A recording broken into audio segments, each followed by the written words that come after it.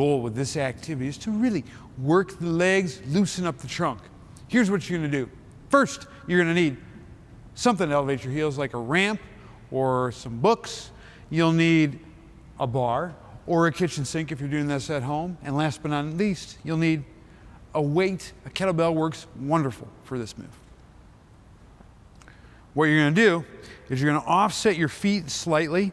So I want your right foot in front in this case, left foot's going to be back.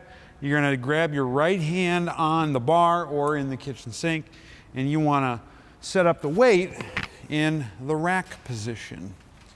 So I'm here, I'm offset. I'm going to push myself away from the bar a little bit, get a nice tuck and exhale.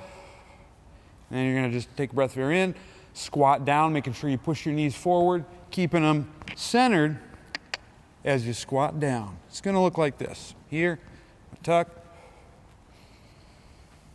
I'm going to hold on. Exhale, come up.